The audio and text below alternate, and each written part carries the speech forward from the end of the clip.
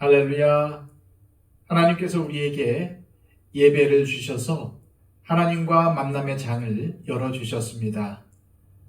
이 예배를 통해서 살아계신 하나님의 음성을 듣고 하나님을 경험하는 귀한 시간이 되시기를 축복합니다. 기도하겠습니다. 아버지 하나님 감사합니다. 우리를 부르셔서 이 예배의 자리에 오게 하여 주시고 우리가 있는 자리에서 주님께 엎드리게 하심을 감사합니다. 하나님, 하나님과 만남의 장은 거룩한 곳입니다. 우리의 심령을 깨끗하게 하여 주시고 하나님과의 만남에 있어서 어떠한 걸림돌도 없게 우리의 삶을 인도하여 주시옵소서. 주님, 오늘도 주님 앞에 엎드립니다.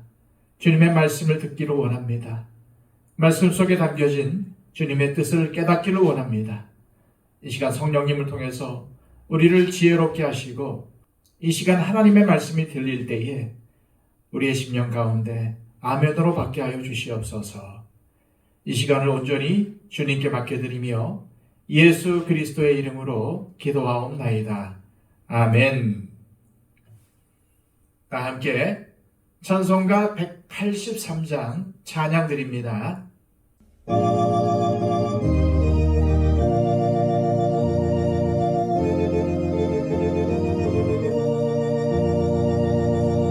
윈들의 마른 불같이 시들은 나의 영혼 주님이 약속한 성령 간절히 기다리네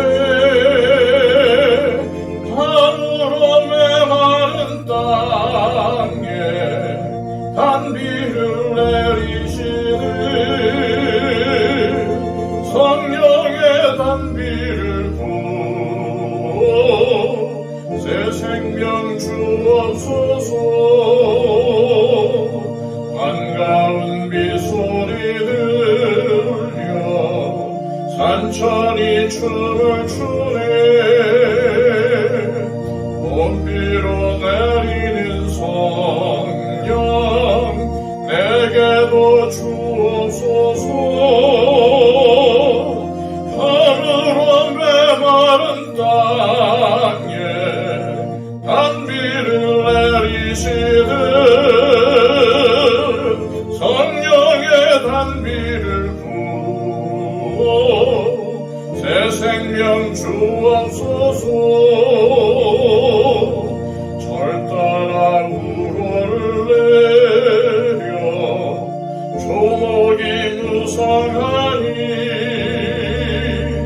갈급한 내 심령 위에 성령을 부으소서 가물어 메마른 땅에 단비를 내리시듯 성령의 단비를 부어 새 생명 주옵소서 참되신 사랑의 온냐 어길 수 있사오랴 오늘의 흡족한 은혜 주실 줄 믿습니다 가물어 메마른 땅에 단비를 내리시듯 성령의 단비를 부어 새 생명 주옵소서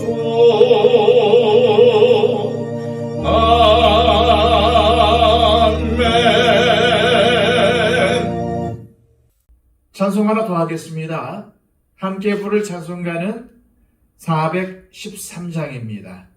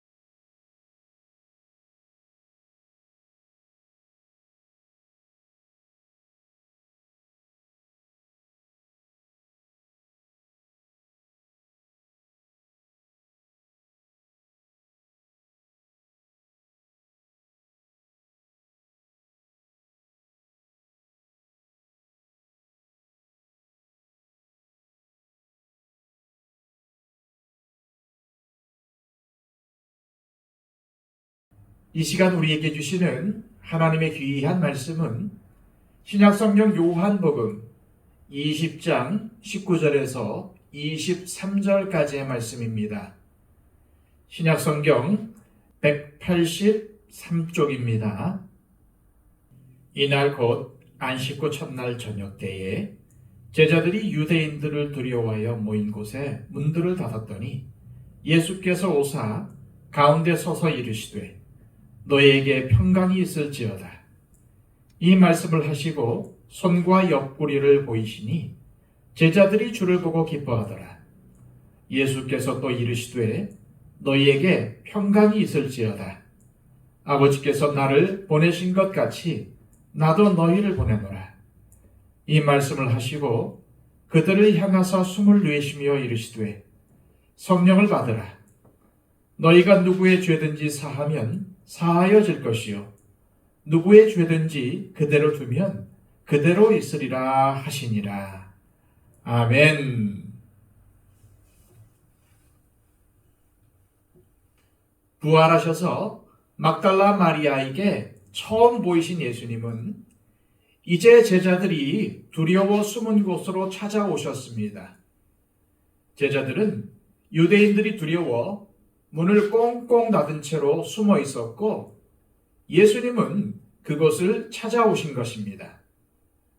두려워 숨은 제자들을 찾아오신 주님이 제일 먼저 하신 말씀은 너희에게 평강이 있을지어다 라는 말씀이었습니다. 이것은 히브리어로 샬롬이라고 하는 유대인들의 전형적인 인사입니다. 그러나 이 샬롬이라는 말이 매우 특별한 의미를 가지는 것이 아니라면 사도 요한이 오늘 본문에 2번씩이나 기록하지 않았을 것입니다. 예수님은 제자들에게 못자국 난 자신의 손과 발을 보이신 후 제자들이 기뻐하자 다시 21절에서 너희에게 평강이 있을지어다 라고 말씀하셨습니다. 그렇다면 주님은 무슨 의미로 너희에게 평강이 있을지어다 라는 말을 2번이나 하신 것일까요? 예수님께서 말씀하신 샬롬, 즉 평강은 사실상 아담과 하와가 하나님께 범죄한 이후로 모든 인류가 잃어버린 것이었습니다. 예수님께서 부활하신 예수님을 보고 기뻐하는 제자들에게 말씀하신 평강은 아담과 하와 이래로 잃어버린 그 평강을 이제는 소유하라는 말씀입니다. 사실 예수님은 십자가를 지시기 전에 제자들에게 이렇게 말씀하셨습니다. 요한복음 14장 27절입니다. 평안을 너희에게 끼치노니 곧 나의 평안을 너희에게 주노라.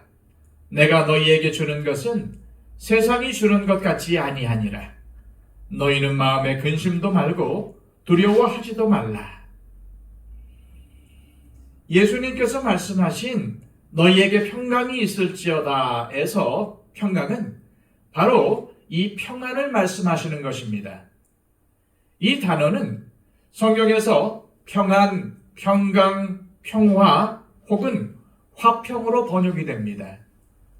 그런데 성경에서 말씀하는 평강은 2가지로 구분해서 이해할 수 있습니다. 첫째는 하나님과의 평강, 즉 하나님과의 평화, 화평입니다. 성경이 말씀하고 있는 죄인된 우리 인간의 가장 비참한 운명은 우리가 하나님과 원수된 관계 속에서 하나님의 진노 아래에 있다는 것입니다. 사실 세상에서 가장 두려운 것이 바로 이것입니다. 죄인과 하나님 사이에는 평화가 없습니다. 하나님은 거룩하시기에 죄와 공존하실 수 없고 공의로우신 하나님은 죄인을 향하여 진노를 바라시고 심판하시기 때문입니다. 그런데 예수님께서 십자가에서 이루신 일이 무엇입니까? 골로새서 1장 20절에서 사도 바울은 그의 십자가의 피로 화평을 이루사라고 선포합니다. 즉 예수님께서 십자가를 지심으로 화평, 곧 화목을 이루셨다는 것입니다. 그래서 예수 그리스도를 믿는 자들과 하나님 사이에 화목이 이루어졌고 하나님의 자녀들은 하나님과 더불어 화평을 누리게 된 것입니다. 바로 이것이 예수님께서 말씀하신 평강의 첫 번째 의미입니다. 하나님과의 관계 속에서 누리는 평화라는 말씀이죠.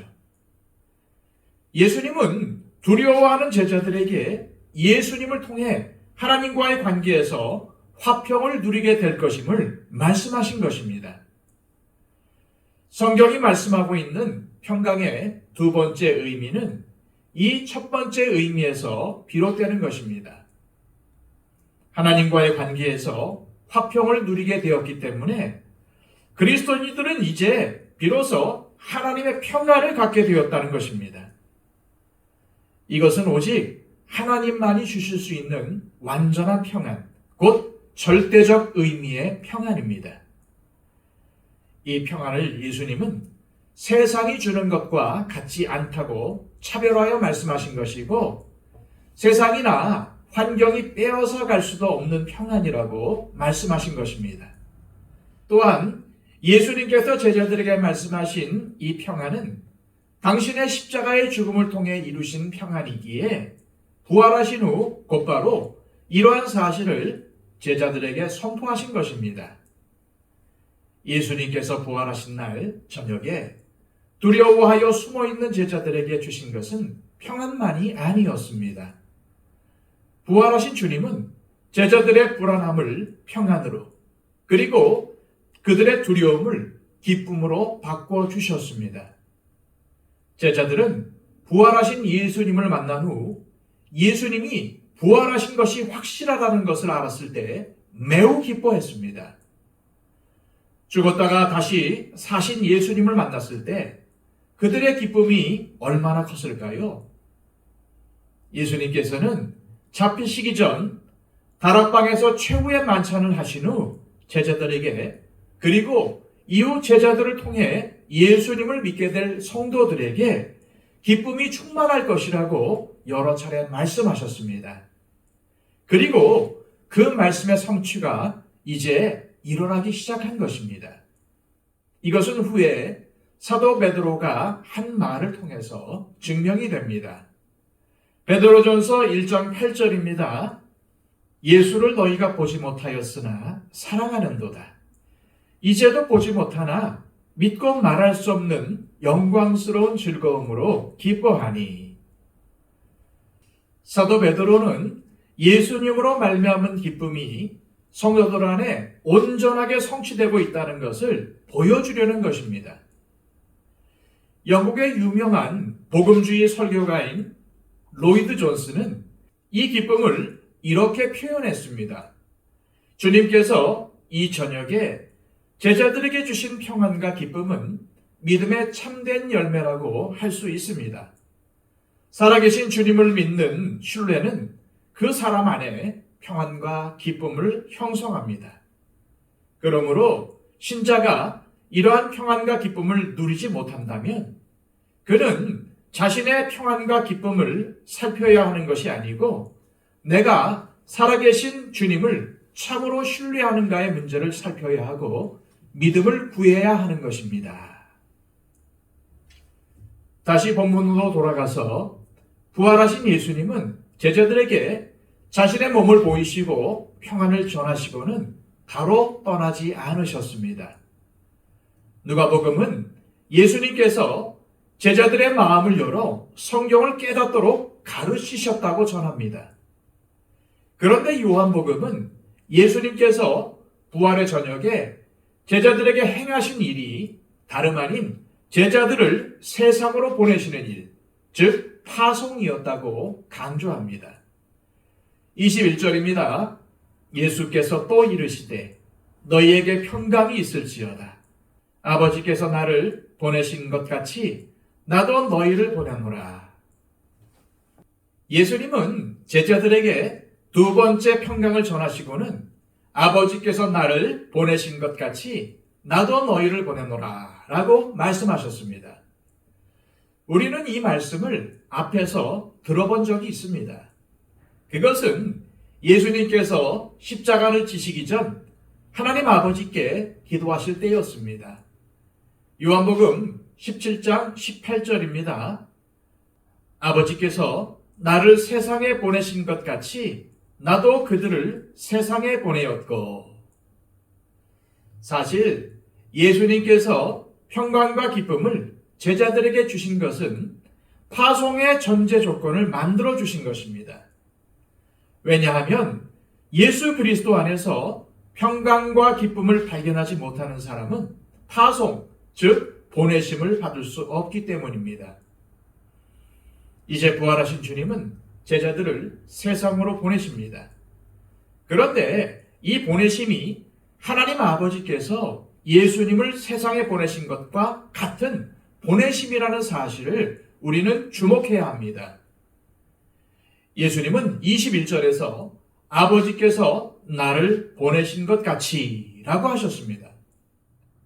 물론 어떤 사람들은 이 구절에서 하나님께서 예수님을 보낸다라는 말에서 보낸다는 의미의 헬라어 아포스텔로와 예수님이 제자들을 보낸다라는 말에서 보낸다는 의미의 헬라어 템포가 서로 다르다는 것을 지적하면서 예수님이 보내심을 받은 것과 제자들이 보내심을 받은 것이 다르다고 말하지만 그것은 억지일 뿐입니다. 이 두 말이 가진 의미의 차이를 정확하게 짚어내기 어려울 뿐만 아니라 예수님께서 요한복음 17장 18절에서 기도하실 때에는 아포스텔로라는 말을 사용하셨기 때문입니다. 그러므로 여기서 우리가 생각해야 할 두 가지 중요한 개념이 있습니다. 바로 성육신과 동화입니다. 성육신은 하나님께서 인간의 육신을 입으시고 사람이 되셔서 하늘의 영광을 버리시고 이 세상에 오신 것입니다. 이것은 철저한 낮아짐입니다. 따라서 우리가 예수님처럼 세상에 보내심을 받았다고 할 때 그것은 무엇보다 낮아짐과 굴욕을 의미합니다. 하지만 살면서 이러한 것들을 감당하는 것은 결코 달가운 일이 아닙니다. 심지어 어떤 사람들은 예수님을 믿게 되면 성공하고 부자가 된다고 가르칩니다.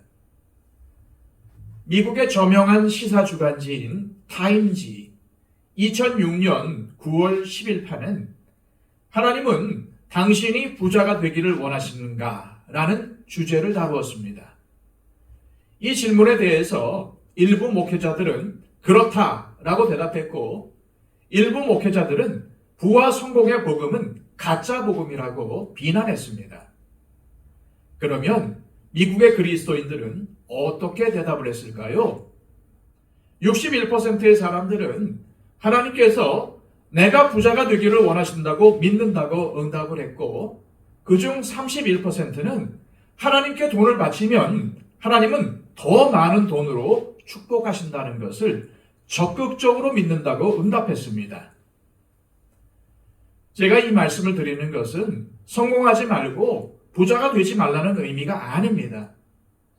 하지만 우리가 예수님을 믿는 목적이 성공하고 부자가 되는 것이고 성공하고 부자가 되면은 하나님의 축복을 받은 것이고 그렇지 못하면 복을 받지 못한 것이라는 생각에는 주님의 성육신과 같은 낮아짐은 끼어들 틈이 없습니다.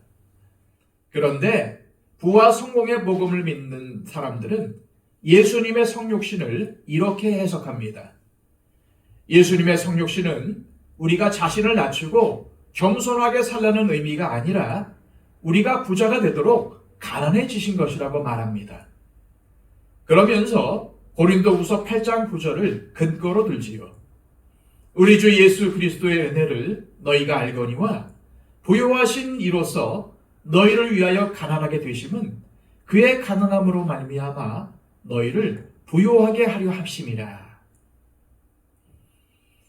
그러나 이 말씀은 물질적인 부요함이 아니라 영적인 부요함을 말한 것입니다. 만약 물질적인 부요함이 맞다면 이 말씀을 전한 사도 바울은 부자가 되어서 물질적인 풍요를 누리며 살아야 맞습니다. 하지만 그것이 아니라는 사실을 우리는 잘 알고 있지 않습니까? 도리어 사도 바울은 빌립보서 2장 5절에서 모든 그리스도인들에게 성육신하여 낮아지신 그리스도와 같은 마음을 품을 것을 요구합니다. 그리고 예수님은 직접 제자들에게 아버지께서 나를 보내신 것 같이 라고 말씀하시면서 당신의 성육신과 제자들이 보내심을 받는 것이 같은 의미임을 말씀하신 것입니다. 이제 제자들은 예수님이 하신 말씀의 의미를 조금은 이해할 수 있을 것입니다. 예수님은 제자들에게 여러 차례 자신이 고난을 받고 죽으시기 위해 이 땅에 오셨다는 것을 구약 성경을 통해서 가르쳐 주셨고, 예수님의 고난과 죽으심이 무엇을 의미하는지 이제는 어렴풋이나마 알고 있기 때문입니다. 따라서 예수님의 말씀을 들은 제자 중 그 누구도 이제 우리는 부자가 되겠구나, 성공하겠구나 라고 생각하지 않았습니다. 오히려 아직은 모든 것이 선명하지 않을지라도 이제 예수님의 낮아지심, 굴욕이 자신들에게 주어질 것임을 알아챘을 것입니다. 그렇다면 동화는 무엇입니까? 동화란 예수님께서 사람들과 같이 되셨다는 것입니다. 이것은 그냥 사람과 비슷한 존재가 되었다는 것이 아니라 진짜 사람이 되셨다는 의미입니다. 예수님은 낮아지셨을 뿐만 아니라 사람이 되셨습니다. 죄인들과 같이 되셨습니다. 그래서 우리 인간이 겪는 모든 고통을 당하셨습니다. 배고픔과 목마름을 하셨습니다. 친히 가난을 겪으셨습니다. 우리와 같이 마귀에게 시험을 받으셨습니다. 우리의 연약함을 경험적으로 아셨습니다. 그리고 주님은 무엇보다도 버림받음을 아셨습니다. 사람들에게만이 아니라 사랑하는 하나님 아버지로부터도 버림을 받으셨습니다. 이러한 사실에 대해 히브리서 기록자는 이렇게 썼습니다. 히브리서 4장 15절입니다. 우리에게 있는 대제사장은 우리의 연약함을 동정하지 못하실 리가 아니요 모든 일에 우리와 똑같이 시험을 받으신 이로되 죄는 없으시니라. 예수님이 보내심을 받은 것처럼 제자들이 보내심을 받는다는 것은 이런 동화를 요구합니다. 이 동화의 핵심이 무엇입니까? 그것은 긍휼한 마음입니다. 다시 말해서 다른 사람을 긍휼히 여기는 마음이라는 것입니다. 특별히 하나님께 범죄함으로 인해 부족하고 연약하여 고통스러운 인생을 살아갈 수밖에 없는 사람들의 아픔과 슬픔과 절망을 알아주는 것입니다. 물론 우리는 예수님께서 감당하신 성육신, 즉 낮아짐과 동화, 즉 긍휼을 예수님처럼 감당할 수는 없습니다. 그러나 그렇다고 해서 예수님처럼 보내심을 받은 우리가 핑계를 대고 낮아짐과 동화를 회피할 수는 없습니다. 왜냐하면 하나님께서 우리를 부르시고 보내신 목적이 바로 예수님처럼 낮아지고 다른 사람들에 대해 긍휼과 사랑을 베푸는 것이기 때문입니다. 그런데 우리가 여기서 생각해야 할 또 한 가지 중요한 사실이 있습니다. 주님께서 우리를 보내신 곳이 바로 세상이라는 사실입니다. 하나님 아버지께서는 독생자이신 예수님을 세상으로 보내셨고 예수님은 우리를 똑같이 세상으로 보내신 것입니다. 사도 요한은 요한복음을 통해서 유난히 세상이라는 단어를 많이 사용합니다. 그런데 세상이라는 말에는 여러 가지 의미가 있습니다. 첫째는 하나님께서 창조하신 창조 세계를 의미합니다. 세상이 그로 말미암아 지은 바 되었다라고 할 때 바로 그런 의미입니다. 그러나 요한복음에 나오는 세상은 대부분 하나님을 대적하는 세력들, 인류 전체를 가리키는 말입니다. 요한복음 1장 10절 하반절에 세상은 그를 알지 못하였고 라는 구절이 바로 이것을 의미합니다. 세상은 사탄의 세력 아래에 있기에 하나님을 대적할 수밖에 없습니다.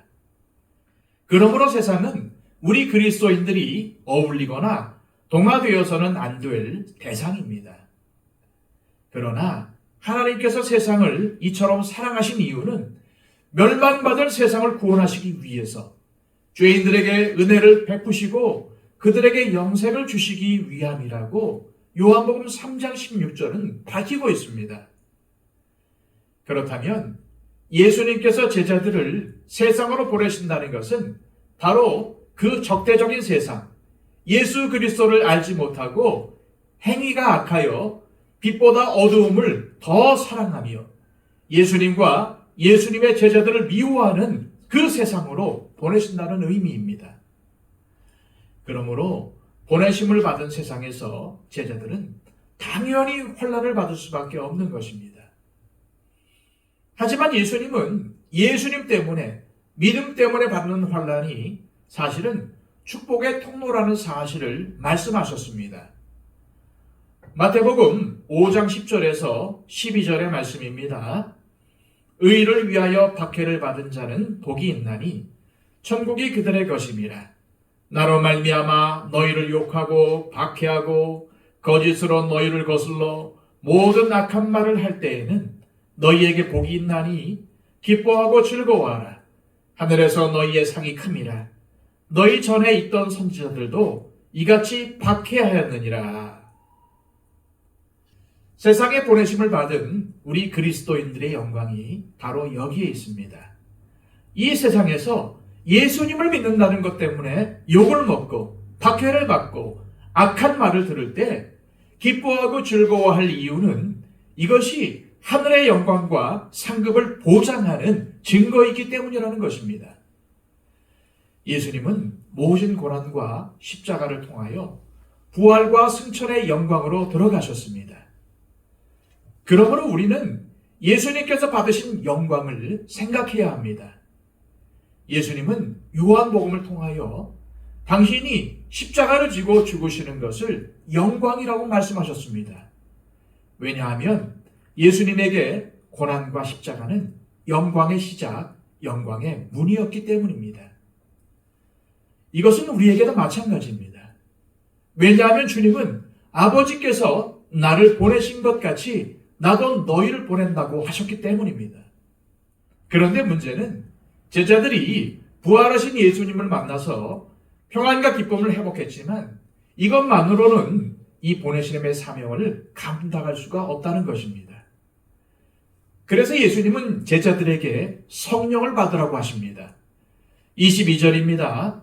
이 말씀을 하시고 그들을 향하사 숨을 내쉬며 이르시되 성령을 받으라.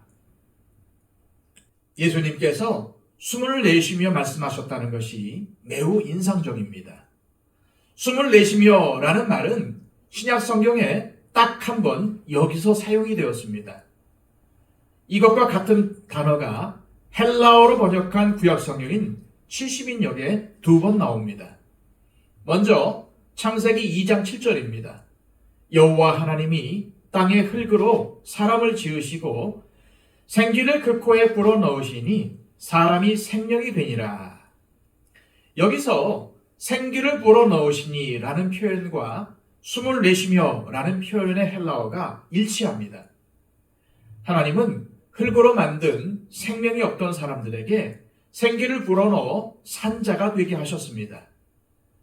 사도 요한은 성령님의 감동으로 이와 동일한 표현을 요한복음에 사용하여 예수님께서 부활하신 예수님의 생기를 제자들에게 불어넣으심으로써 제자들을 이제 영적인 생명이 있는 자로 만드셨다는 것을 강조한 것입니다.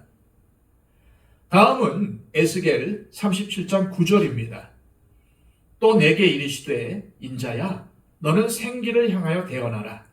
생기에게 대언하여 이르기를 주 여호와께서 이같이 말씀하시기를 생기야 사방에서부터 와서 이 죽음을 당한 자에게 불어서 살아나게 하라 하셨다 하라. 여기서 불어서 살게 하라는 말과 숨을 내쉬며 라는 말이 같은 헬라어 단어입니다.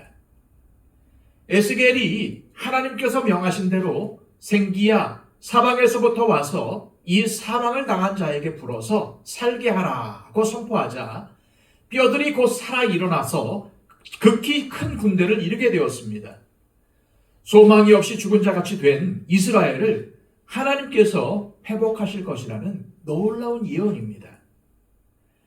결국 예수님께서 숨을 내쉬며 성령을 받으라고 하신 것은 바로 세상으로 보내심을 받은 교회에 성령을 주심으로써 소망이 없이 죽은 자와 같이 된 세상을 살릴 수 있는 생명이 있는 존재로 만드셨다는 의미인 것입니다. 예수님께서 숨을 내쉬며 성령을 받으라고 하신 것이 어떤 의미인지는 23절에서 좀 더 드러납니다. 너희가 누구의 죄든지 사하면 사하여질 것이요 누구의 죄든지 그대로 두면 그대로 있으리라 하시니라. 이것이 무슨 뜻일까요? 로마 가톨릭은 주님께서 사제들에게 죄사함의 권세를 주신 것이라고 잘못 해석합니다. 성경 그 어느 곳에도 하나님께서 인간에게 죄를 사하는 권세를 주셨다거나 그러한 흔적을 찾아볼 수 없습니다. 실제로 예수님에게서 이 말씀을 들었던 사도들마저도 성경 그 어디에도 자신들이 죄를 사한다는 행동이나 말을 하지 않았다는 것을 주목해야 합니다. 죄를 사하는 것은 오직 하나님의 권세입니다. 그렇다면 주님께서 말씀하신 것은 무슨 의미일까요? 주님께서 하신 말씀의 의미는 복음에 대해 바르게 반응하는 자들을 향하여 죄사함을 선포하는 권세를 주신 것입니다. 누구에게 이 권세를 주셨습니까? 1차적으로 제자들입니다. 이 제자들 또는 사도들과 선지자들의 터 위에 주님은 교회를 세우셨습니다. 주님은 죄를 사하는 권세가 아니라 복음을 받아들여 예수님을 믿으면 죄 사함을 얻는다는 사실을 선포하는 권세를 교회에 주셨다는 것이 올바른 해석입니다. 그렇다면 교회는 무엇입니까?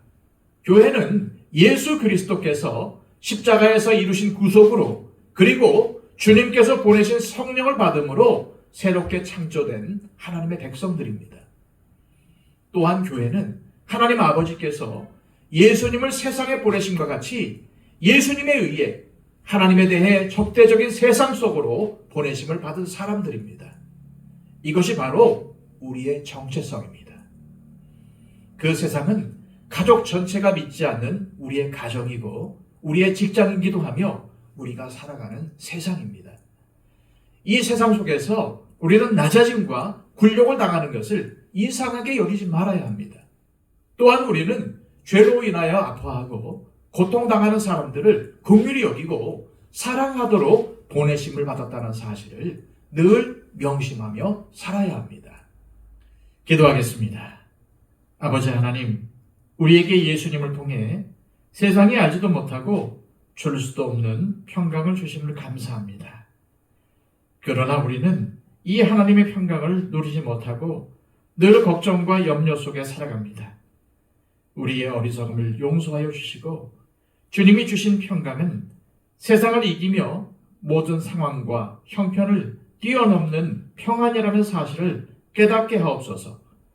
또한 평안으로 인해 기쁨이 충만한 삶을 살게 하옵소서. 그리고 무엇보다 우리는 주님께서 이 세상 가운데 보내심을 받은 존재라는 사실을 기억하며 아직도 하나님을 대적하는 내 가정 속에서 내 직장과 이웃 가운데 이 사회 속에 예수님의 생명과 사랑을 전하게 하시고 무엇보다 성령을 받아 성령 충만함으로 영적 생명으로 이 세상을 사랑하게 하옵소서. 예수 그리스도의 이름으로 기도하옵나이다. 아멘.